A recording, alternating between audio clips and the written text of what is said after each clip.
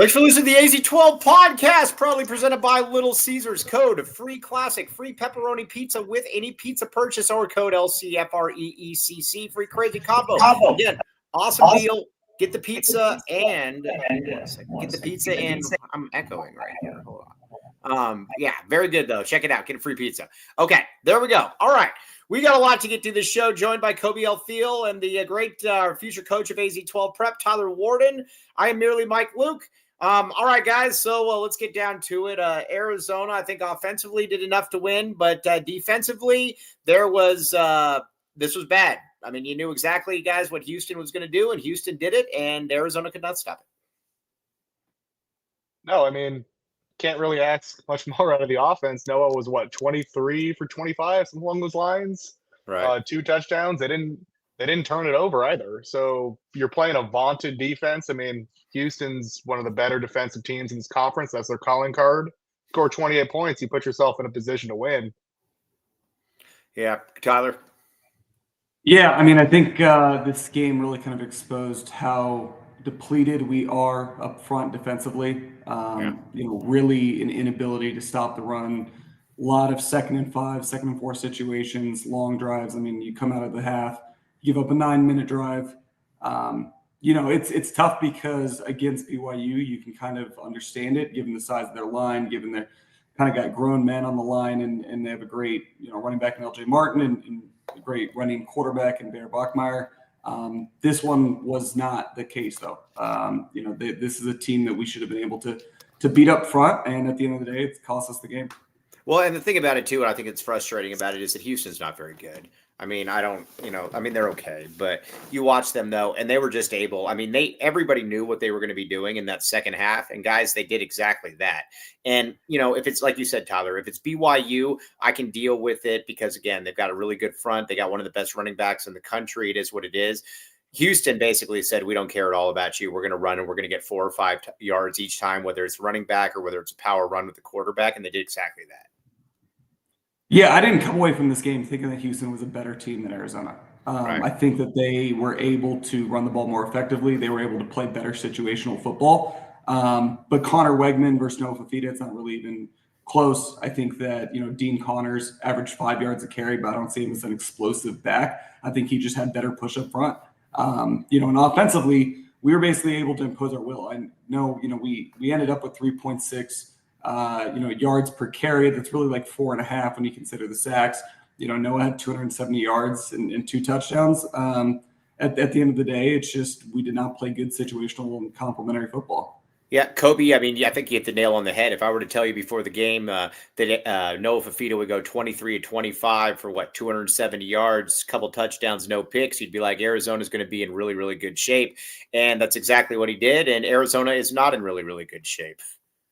No, I agree. That's what I was texting you and Skier a little bit ago. I was like, you would have told me, he threw for 270, 2 touchdowns. We didn't turn it over. I'm probably sitting here telling you, Arizona probably won by 10 plus. That's a really good Houston defense. And he was essentially able to carve them up every time they dropped back.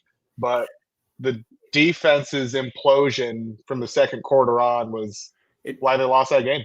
Is this something, guys, that basically the rest of the season we're just going to be watching? Because teams know exactly now how to attack this defense. And there's no real rhyme or reason. I mean, no real rhyme. There's every rhyme and reason to it. You know exactly what you can do. This is 2 straight games where Arizona's just been absolutely manhandled at the line of scrimmage. And like you said, Tyler, everything was 2nd and 5, 3rd and 3. When you're dealing with a short down and distance, you got a lot of options there, and they didn't even have to use them. They knew exactly what they were going to do, and they kept doing it.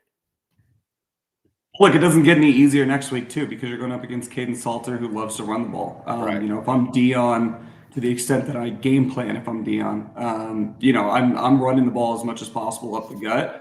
I think this is kind of one of the downsides of running the 3-3 stack that Danny G loves to run. I think this is also a game where you see how much the loss of Trey Smith hurts, because, Trey Smith is obviously more of kind of a pass rushing end, but he can set the edge. He has a physicality that can force things inside. And I think that really kind of exposed itself tonight. Yeah, and then I think the thing is too is that you get off to a pretty quick lead, and you're feeling pretty good about things. And then the problem is Arizona just whenever it feels like Arizona's got a chance to maybe put their foot on the throat or to be able to really kind of push things out, for whatever reason, it just doesn't. I mean, when it was 14-7, it was like, man, if we could get to 21-7, I think we're in some really good shape. And then of course it doesn't happen, and before long you'd realize that it's 28-14 the other guys. No, I have to agree with that. I mean, they shot themselves in the foot a number of times, whether it be a coach getting too close to the play, whether that be giving up a third and long, whether that be 1st and 10, you give up like an 8 or 9 yard rush. They just shoot themselves in the foot continuously. I mean, I know we were talking about the run game a little bit ago. I'll kind of go back to that. I know going into the Oklahoma State game, I believe they were averaging 2.9 yards a carry on defense. I mean, BYU and Houston both probably had 5 yards a carry. I mean, the rush defense has deteriorated a great deal over the past 2 games, and that's pretty concerning because everyone in the stadium knew they were going to run it. We all knew it watching on TV, and it was just 5 yards a carry, pretty easy. Tyler, is this anything that Arizona can fix moving forward? I mean, unless you're going to put Tay Brown in the box, unless you're going to have Riley Wilson, blitzing on every play, like I don't really see it, right? I think Deshaun McKnight was a mixed bag tonight. I think that, your other defensive tackles, whether it was Pesci or Uyangalele, Right. It wasn't really able to get much push. They were getting bullied in the run game nonstop. I don't. You're going to have to change things schematically because, from a personnel perspective, it just doesn't look like they have the bodies up front to match. Yeah, I think this kind of just goes back to I know at the beginning of the year we were questioning the depth we had on the Lions. I mean, we're talking about Deshaun McKnight being a mixed bag. I think as a pass rusher, he's awesome in the interior. Like in an ideal world, he would be a pass situation only type of interior defensive tackle. But we're just so thin; he has to be on these running plays. And him, Savea, Palu, they're just getting blown up in the run game. And I think that just kind of speaks back to the lack of depth. They don't really have anyone else. They don't have any big run stuffers. And I think what's concerning about this, guy, is that this was Houston you were playing. This wasn't BYU. This wasn't a great team. And like you said, Tyler, I totally agree with you. I came away thinking that Houston wasn't better than Arizona. But I think the biggest thing that I think you got to be worried about is that they executed better. And it was just kind of like with BYU as well. BYU didn't do things to shoot themselves in the foot. Houston didn't do things to shoot themselves in the foot. And they knew exactly what they wanted to do. There was nothing sexy about it, and they got the victory out of it. Well, look, we also, we're talking about poor situational football. We lost this game in the middle 8. Right. Going for it on 4th down, which again, I will give Brennan credit on this. He was aggressive from the start the entire game. Right. There was no waffling. He went for it on 4th down, and quite frankly, I didn't hate the play call. Noah should have had a first down there if he pulls it. But then you give up a touchdown in the final 4 minutes. They come out to start the second half. They have a 9-minute drive that's helped by quite frankly, a terrible review.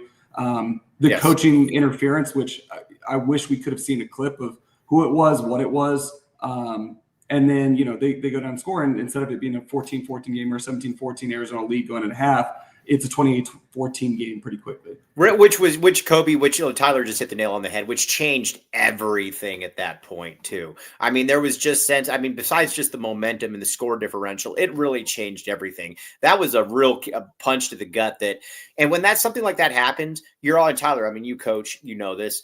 When it's hard when you're always fighting uphill, and then you get there, and then it's like you have really no margin for error at that point. And that's exactly what happened. That was a gut punch right there, that 9-10 minute drive, and that's exactly what happened. No, I think I actually texted you and Skier during that.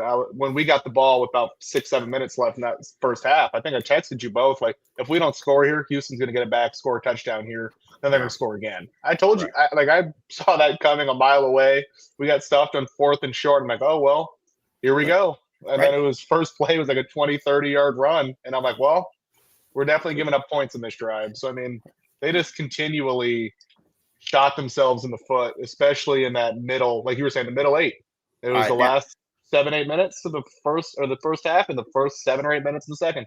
All right, now I'm going to disagree with Jacob Meyer. I thought Noah was very, very good. As a matter of fact, you look at Noah. Noah was Arizona's best player by a good percentage here. I do want to ask you guys something though about something that keeps happening. And back the A-Ray said, did Arizona finally break Arizona? That could be the deal. That could be the deal. That might be it. Yeah. All right, but let's get a couple reads in here because I want to ask you guys something about this.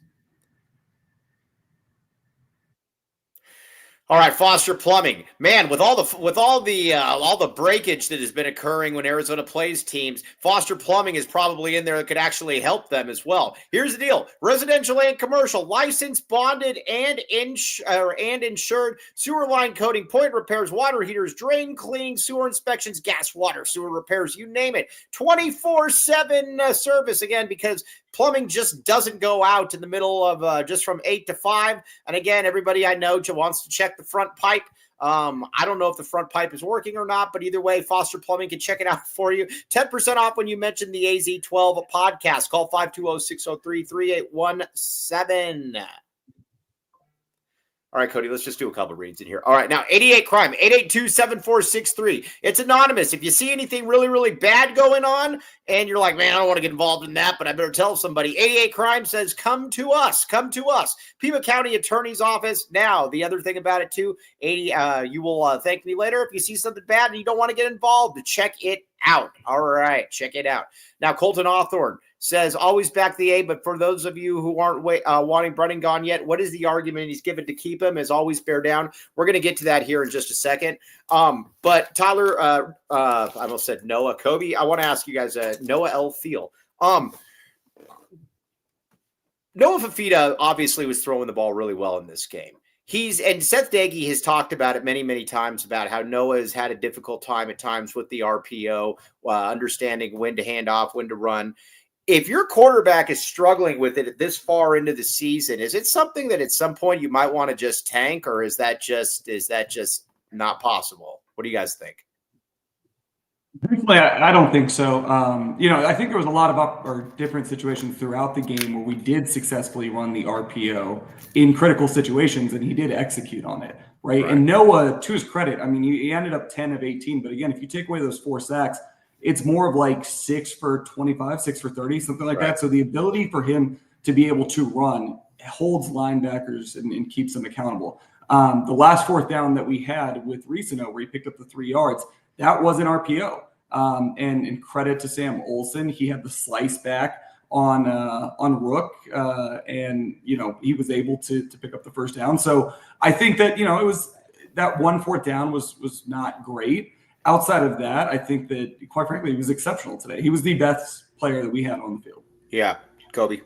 No, I just pulled it up. He was 24 for 26. He threw for 270 and 2 touchdowns. They didn't turn it over, and they scored on 4 out of their 7 drives. And one of those drives they didn't score on was when they got stopped in 4th and 1. I mean, can't really ask for much more than that. You scored 4 out of 7 of your drives. You threw for 270. You only had 2 incompletions. You didn't turn it over. That should be good enough to win a lot of games. Okay. Now, let's see here. Come on.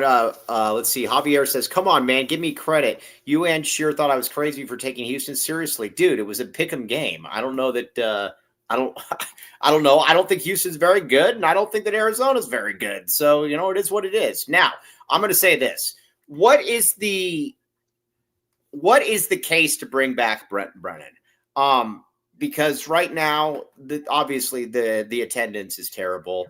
They're not exactly giving people a big reason. They're much better. But what is the case to bring back Brent Brennan if there is one? $7.5 million. Yeah, that's about the only thing I can really kind of come up with. Yeah, I mean, look, it gets back to what Sheer was saying in the offseason. Like, if you give them a year 2, you got to give them a year 3. The case is that you're seeing a team that is considerably better than they were last year, right? Regardless of the record, regardless of these 2 tough losses, they are a better team than last year. It's very difficult to recruit in 2-year coaching windows. Right. And you got to cut a giant check if you want to get rid of him. In a time where we're finally getting back in the black from a budget perspective, that is the best argument at this point. We said this last Saturday. We said that the BYU game was an opportunity to recapture the community. Yeah. And the Houston game was an opportunity to not lose the fans that are there. Yeah. And I think that this is probably as close to rock bottom from like a fan support and engagement perspective we're at. So I mean, I get the arguments, but I think those are the three reasons why you'd keep them. Now, I will say this, and I could be wrong without looking, but Sean Lil-Jenquist says BYU fans were saying the same thing about Sataki 3 years ago, but it's a little bit different, though, because with Sataki, he'd already had a really, really good season. The thing is, Arizona, I mean, Brent Brennan went into this year with no margin for error, really. After what happened last year. And, things look better a little bit to start out the season, but I think it's the matter in which you lost to, obviously got rolled by Iowa State. It's a road game. They were really good at the time. The BYU game was very tough to lose, but there's also kind of this sense to a certain degree, guys, that if the game's close, Arizona's, and this is just, I think where people are kind of snake bitten. Arizona is you just kind of expect Arizona to find a way to lose. And that's kind of what happens, No, I mean, let me read I did some research before the game, and nice. Let me read something out for you. So in his career after today, he is 9-35 in road games. And the margin average of the average margin of loss in those games is now 19 points. Yeah. That doesn't inspire a lot of confidence. And kind of what have always been going back to, where it's like the ceiling under Brent Brennan just kind of feels like 7-5. Right. 6-6. It doesn't really feel like you can be much better. Like if you're only winning 9 out of 42 of your road games, I mean, how can you ever go more than like 8 or 9 wins? How can that ever happen? Yeah. And Tyler, what do you think about that? Yeah, I mean, it's hard to refute that, right? Like I was on here standing on the table saying, I thought we were going to go 8-4, and like I just don't see that as a viable path going forward. And it sucks because this is not a good Big 12 this year. Right. I caught some heat for saying that, but like outside of Tech, you got that tier 2 of like Utah, ASU, kind of Iowa State, right? But like across the board, the teams are not that great in the Big 12 this year. And this was your opportunity to capitalize on it. You just think if you were able to keep that win against BYU, and you're able to carry that momentum into today, I mean, we're looking at a situation where we're 6-1. Right. And so it's tough because both of those games are situations where I think we just beat ourselves. Yeah, and that's the thing, too, is that it's very frustrating because when you look at it, and again, they're out without their quarterback today, and ASU seems to get the most luck in the world without. Yeah. But Texas Tech is really the only team in the conference where you're like, okay, when they're healthy, they are head and shoulders above basically everybody else, but everybody else is kind of beatable. I mean, we've seen that to a certain degree, and that was I think that's what's disappointing. Now, one thing I am going to talk about, we need to talk about the officiating. There are some plays that I do not understand what at all is going on here, and let's talk about the first down that was given first with where he's clearly bobbling the ball. He doesn't come down with it, the Houston player, and it's on the sideline, and they're reviewing it, and that looked like something, guys, that should have been reviewed for about 5 seconds, and then you come back, and it wasn't. That's the first one we're going to talk about. Thoughts on that play? I mean, the FS1 commentators who were, in the pockets for Houston the entire game were shocked by that. Right. I look, maybe they had an angle we didn't see on TV or something like that. That was a backbreaker, though, right? Yeah. Because you go from having a 3-and-out on the opening drive to instead giving up a 9-minute drive. Right. Now, Alec Romero says, damn, you all so poop, you're blaming the refs. We're not blaming the refs, but they were terrible. Arizona, at the end of the day, lost, and they probably deserve to lose. But at the same time, though, the refereeing was terrible. The ones that I never understand, guys, are when you review something, it's right up there. Everybody sees it. The commentators see it. Mike Pereira sees it. And then they come back with something else. I don't get that. How do you miss something on a replay? Yeah, I mean, if you even the one that really sticks with me is what should have been an illegal motion. Yes, massive play in the game where you just had a guy that missed a 48-yard field goal the possession before, and that took everyone was shocked by that. Right. I have no idea how that got picked up, but yeah, I think I don't know who said it in the chat, but somebody said it pretty well. the refs deserve criticism for this game. Definitely don't deserve the blame for exactly. No, exactly. Arizona lost this game, period, point blank. I will say on that call, I found it a little disheartening that our coaching staff wasn't even like flipping out at that moment. Like they showed the sideline and like they picked up the flag and we didn't look like we had any emotion. And I was like, wow, that was a pretty apparent penalty that they just picked up and no one's like flipping out at the refs of the sideline. What are we doing here? You know, Tyler said something. I think it was last post game that if it wasn't you, definitely correct me. But I think it was you, and I thought it was a great point. So it was probably you, where you said that with BYU, you watched Sataki, and when there was a bad call that went against BYU, he lights into the officials for 30 seconds, whatever the case may be, and then he calls a timeout to light into them more. And then they start getting a little bit of benefit of the doubt as well at that point. What did you see in this game? Yeah, I mean, that's 2 weeks in a row where there have been costly plays in the final minutes where the call has gone against us and we have not done anything about it. Whether it was what the spot was on the Bachmeier fumble, last week, or the illegal shift, which puts you in a 3rd and long situation and a much longer field goal. Because granted, they picked up the first down after that, right? Which basically cemented the game. Right. I mean, that's one of my bigger pet peeves. I think the play today that exemplifies that the most is on that interference by some coach on the sidelines. If that happened in my program at the high school level, that coach would be reamed relentlessly. Right. I mean, they'd probably be told go into the locker. I mean, it's that egregious of a mistake. And there was happen. It just cannot happen. Right. And there was nothing. There was you didn't see anything on the sidelines. And that was a critical mistake too. So yeah, I mean, this is one of my pet peeves with this staff. Okay, now we got a couple super snaps. Sorry, I missed some of these earlier. All right, let's hop into here.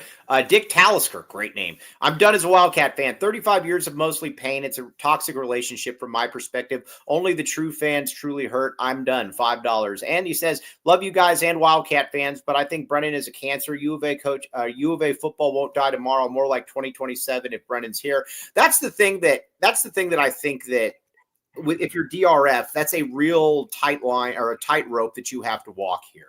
Yes, you don't probably have a ton of money to be able to hire a great coach, but at the same time, though, if you go into next year with Brent Brennan, the way that things are currently looking at, you're probably looking at 18 to 20,000 people. There's nothing about Brennan that, like, I'll give you an example. When Jed was here, we went 1-11 that first year, went 5-6 the next year. But you always looked at Jed and you said, okay, I can see what his big picture vision is here. I know what he's trying to do. I know the type of players that are trying, that you're trying to recruit. With Brennan, what is that overarching, what is I guess my question is, what is the hope that you can sell somebody this offseason that, hey, man, don't worry, this is the guy?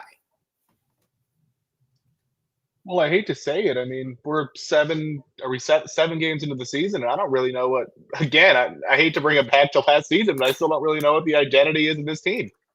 There are times when it looks like they want to be like a power running team. There are times it looks like they want to spread it out. There are times it looks like they want to blitz all over the place. There are times where they're trying to drop back 8. So you don't really know what they're actually trying to do. And then for an overall program, it just doesn't seem to have a direction. There isn't something they're building towards, if that makes sense, just from an outsider perspective. Tyler, what do you say? Yeah, I mean, I can't really disagree, right? I thought if you had asked me going into this week, what is our identity? I would have said it's a defense that flies around, hits big, and you've got Noah who can sling the ball around, and you didn't have that first part at all. Right. It's a great question. There's not really, I don't know the answer to that. I think getting back to the money thing, I think like the money is ultimately going to dictate whether or not Brent Brennan is here for next season. So I don't really even think it matters what the identity is or how well of a recruiter he is, or even quite frankly, how well he's liked within the program. I think it's really just going to come down to like, not only do you need the money to buy out a contract, you also need the money to bring in players in the transfer portal. So like we're talking about a 8-figure Right. And Arizona just doesn't have those kind of boosters. And at the end of the day, those boosters are generally giving money to basketball, not to football. So you have to buy out the coach. You got to buy out all the assistant coaches and all the coordinators. Right. And then you have to potentially buy out another coach to bring them in, potentially.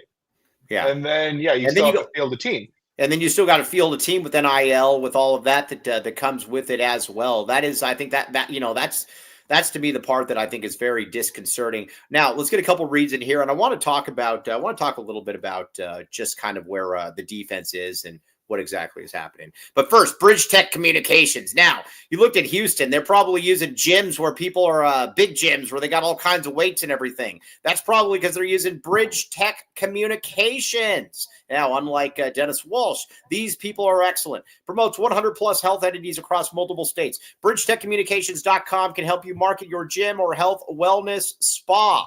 Boom. Check it out. Now, again, Bridge Tech Communications, our guy Tony is the man. Check him out. 750% average ROI. Okay. Let's forget.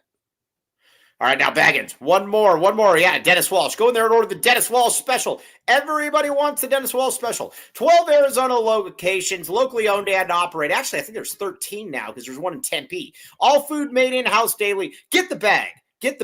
Now, use code AZ12 for 15% off. Join our VIP text club. Text Baggins to 877-797-0444 for specials and deals. Baggins. Now, let me ask you guys this. And I was talking with Sheer about this at halftime. Is Brent Brennan basing some of what he's doing off of criticism from the media? And the reason I ask is this. There's 10 seconds left in the first half. Literally half the time that there was against BYU, and they decide to actually try to make a play. Granted, it ended up in a sack. Joking aside, as much as annoying as I can be, if Brent Brennan is actually paying attention to what I have to say or what other people have to say, that's not a good sign. I don't know that that's the case, but it makes absolutely no sense to me that if you got 19 seconds left, you take a knee, but with 10 seconds left, you decide that you're going to go for it. Where are we with that? Yeah, I think it's 1,000%. They are hearing everybody in the media, and it has been evident throughout the entire season with everything, whether it was the lay, whether it was community engagement, whether it was, going for it right before half, whether it was the aggression and having that identity throughout the entirety of the game. I don't see, and I mean, Danny G came on here and alluded to acknowledging the message boards. So, yeah, I think they're 100% listening. And look, it's tough because we're literally talking about 2 game-winning plays away from being 6-1. And, like, I empathize with this staff right now because, like, it's on the razor's edge. Right. But, like, if we're just going to call a spade, like, people are tuning out. And, we said last week, I don't know how you get them back in. I don't know how you buy them in. And, like, that's just the unfortunate reality of the situation we're in. Now, Lyle report and says it was a completely different situation. I totally disagree with that. There was half the time left, and they actually tried to see if they could get something going as opposed to 19 seconds where they took a knee. I actually think it's worse today. Now, yeah, look, I'm fine with it. But you have 10 seconds. You have your 2 timeouts. And a field goal gets you a 3-point lead, but a blocked field goal can be taken back to the – I mean, you can be down 2 touchdowns. There's a lot that can go wrong there. Last week, we're talking about 19 seconds, 2 timeouts, and we need 30 yards to kick a game-winning field goal. Right. It's a completely different situation. I agree, but I'm saying it's more egregious today. Yes, exactly. Well, and BYU didn't have timeouts either. So you take a shot or two, then all right, it's not going to work. We'll take a knee then. Like, all right, they don't have timeouts. They can't get the ball back. And the other thing, too, is that why not, even if you're not going to throw the ball like in that situation, going back to the BYU game, why not have a draw or something? Who knows? Maybe you pick up 10, 12 yards. You call a timeout. You're a little bit closer. You have something. Just trying to go for it now where you're, as opposed to taking a knee, just leads me to believe that you're listening to the media, which a coach shouldn't be doing when it comes to the X's and O's. No, they shouldn't be doing that because, you know what? Like, as someone who's just sitting on the couch, I shouldn't be able to complain on Twitter and then that somehow impacts your decision making, or someone shouldn't be able to write up an article and like, oh yeah, that makes sense. I should be trying to do that a little bit more. Like, that shouldn't be how it works. I mean, Right. You're the head coach for a reason. You're the offensive coordinator. You're the defensive coordinator for a reason. Stick to your convictions and what got you into those positions. I mean, we're just watching on the couch or watching from the media room, the press box. We shouldn't be able to criticize you and then you base some of your decision making off that. That's just abhorrent. Right. Well, look, and I'll say this, to make my position clear on it, I am glad that we went for it before half today. I wish we had gone for it before the end of the game last week. But regardless, it's pretty insane that like our voice on, this podcast or in the chats or the message boards or anything is having a tangible effect out there. But yeah, it very much feels like they are fully aware of everything that's being said. Yeah, and that's what I just keep coming back to. Now, Wilbur's Big Burner, the great Wilbur's Big Burner said, did we think we raised our standards just a little after K-State? I just can't keep going back to before the season when we said 5 wins was a win and 6 wins was the ceiling. Well, I always wanted to get to a bowl game. That to me was the big thing. I just wanted to be able to get to a bowl game.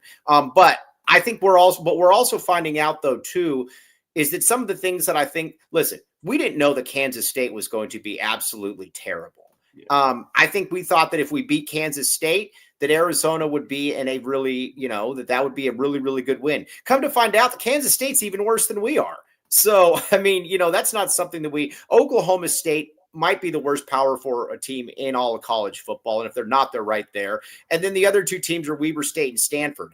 I think it's just more about the teams that you beat to this point. And now that you've basically played 3 teams that don't suck and you've lost all 3 of them. Yeah, we've absolutely raised our expectations, but it is a function of seeing the other teams out there. Because at the end of the day, we sat here and we go, okay, Arizona versus Houston.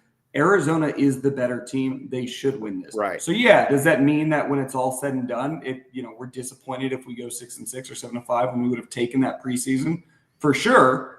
But it's because we're watching the games in real time. We're saying, well, this is a better team than that team. Yeah, for sure. And that's kind of what it feels like. Kobe?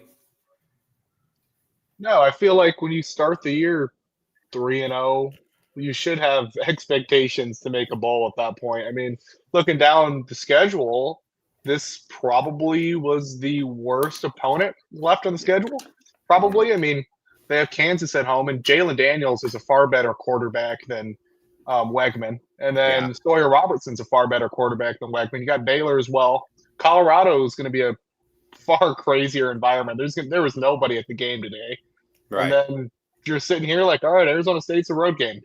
Yeah. And I don't know. Like I said, all of a sudden it starts to get kind of dicey as to where you see wins. And I think that's why you were also hoping that you could have kind of, maybe packed a couple of those in there. Yeah. Steal those. And that's really not the case. Now moving ahead, who do we have next week? We have Colorado.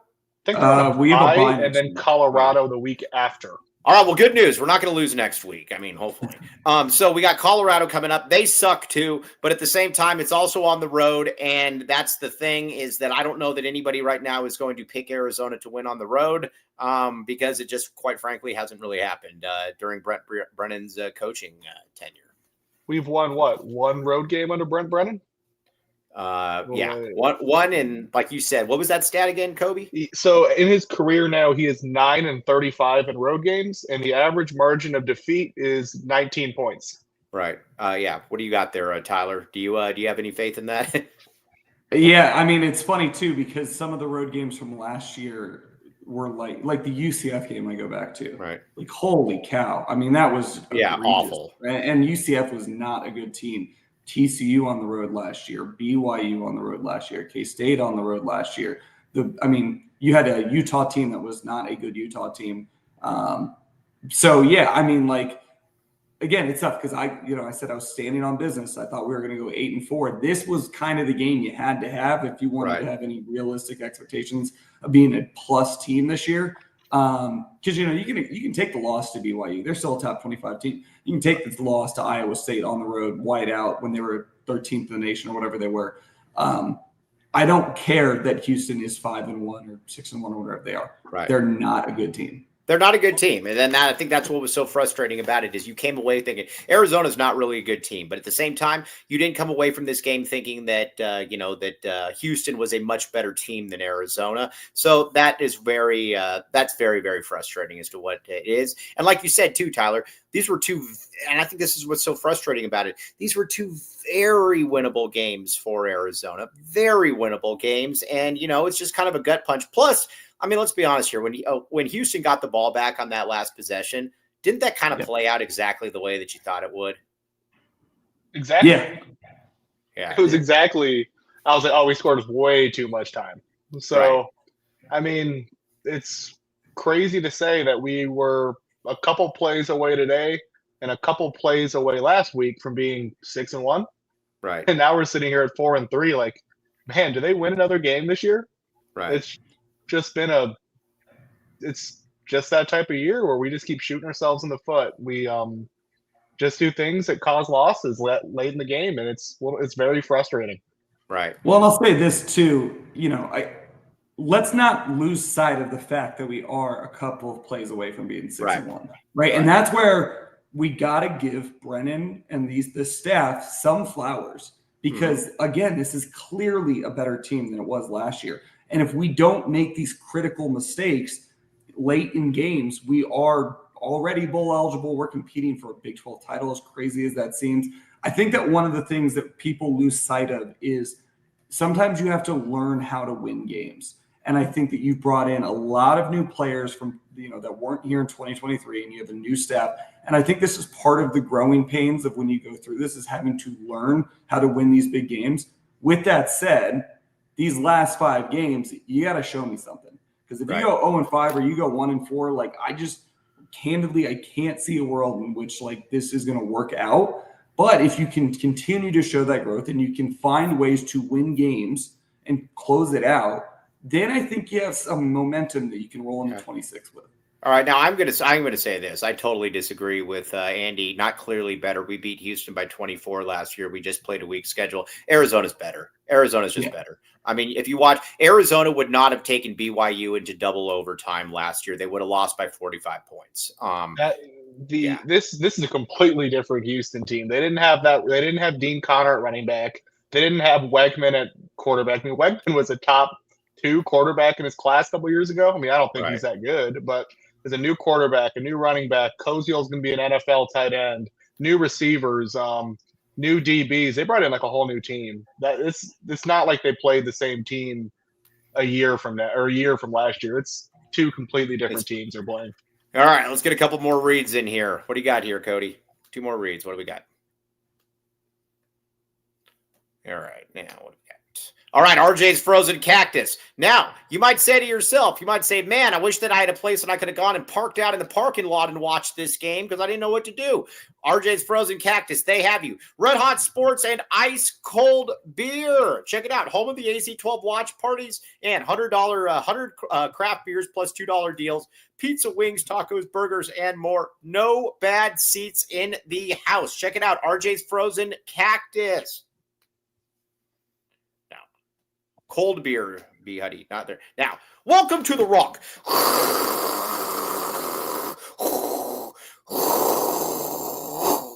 2 convenient locations, Tucson plus Green Valley, 50 plus locally sourced landscaping materials. Yes. Now, everybody, Dennis Walsh is calling for static from all of you. Kobe, Tyler, come on. You got to get some. I know you guys are more mature than me, but you got to get some static in here. Come on. No, I'll say as someone who regularly listens, it kills my ears to the headphones, so I'm gonna have to pass on that one. I'll bring the static and spirit. Be soft, Kobe. Come on. Yeah, come on. Let's see Tyler Warden. Yeah, that's why he's going to be our coach of AZ-12 prep. Come on, Tyler. Let's hit it. That's the best I got. All right. Well, that's better than nothing. That's better than nothing. So I'll take it. Yeah. All right. Either way, east of Benson, Sierra Vista, west to Morales, west to the sisters, south to Nogales, north to Oracle. Check it out. Serving residents and contractors, 50 plus locally sourced landscaping materials. It's not just in Green Valley. It's in Tucson as well. Yes. Oh, you guys are getting killed right now. At least Tyler Warden tried though. So I'll give him that. So, all right, guys, now we got basketball coming up. So let's just put a bow on this because we got a basketball postgame show coming up. This was a gut punch loss. At the end of the day, you got to win this game. You were in position to be able to win the game. But defensively, you just couldn't really be able to do anything. And that's basically what this came down to. Yeah, I think my kind of closing thoughts on this is obviously it's very disappointing to lose this game. This is a game we should have won. This season shouldn't feel like it's kind of over, like it kind of does right now.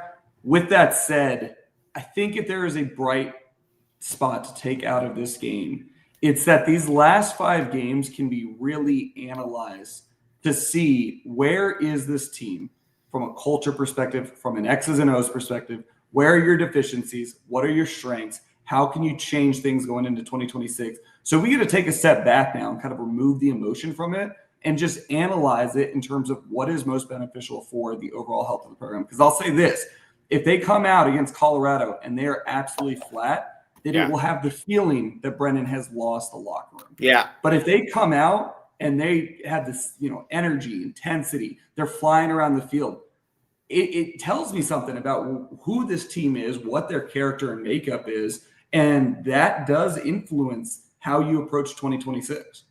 Kobe? No, I mean, I'd have to agree. We didn't talk about it, but I know I texted you. I thought this was the best they've used their personnel all year. I thought they actually used their personnel in the proper ways. I mean, they're using Spivey in the red zone. They weren't throwing jump balls up to Watley. There were other receivers.